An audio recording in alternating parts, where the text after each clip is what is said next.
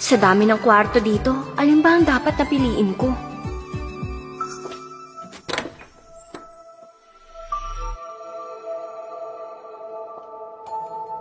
Linda, malaki na ang utang ko sa'yo. Kung gusto mo, itong kwarto ko, okay lang din. Ito na naman tayo, hindi na natapos. Tong si Nancy namin, masyado talagang mabait.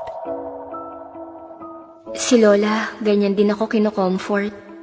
Ako din ang paborito niya. Wag mo nang isipin yan, wag na. Pagdating ko sa Lewis family, handa akong hindi niyo mamahalin. Kailangan ko mag-aral na mabuti, makakakuha ng residency, mag-aaral sa Luminara, at kumita para sa sarili. Ma, kwarto na to ni Nancy. Sa dami ng kwarto na pagpipilian, ito pang kukunin niya. Di biro ang pinagdaanan ni Linda, pero babawi tayo sa kanya. Di pwedeng baliwalayin si Nancy. Sa'yo na yung kwarto na yan. Sa susunod, kung hindi ka naman willing gawin, huwag ka na magpakitang tao.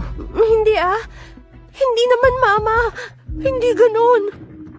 Pare-pareho naman ang design ng kwarto. Yung nasa taas na lang ang kukunin ko. Magandang location. Tsaka tahimik. Okay mag-aral dun. Pareho lang talaga. Di lang talaga namin alam ang mga design na gusto mo. Pag nakasettle ka na, sabihin mo lang kung anong gusto mo para ma-add namin. Okay.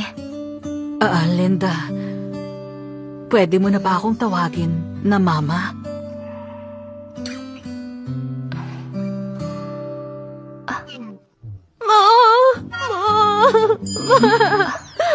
Ba't ka umiiyak, sweetheart? Okay lang. Ang awkward nun, buwisit. Ba't ba ako sumagot agad? Baka isipin niya, type ko siyang tawaging mama.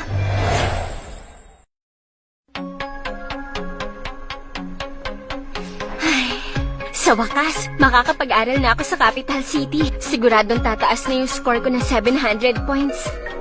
Kuya, nagkamali ako kahapon. Nagalit sa akin si Linda. Gusto ni Papa na sumama sa atin si Linda sa school ngayon. Kailangan ko mag-sorry ng maayos sa kanya. Di ka mali.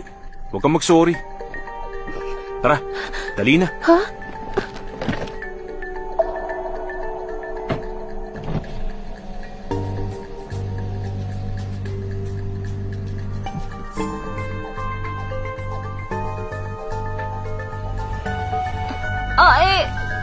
Ba't ganito tong mga to?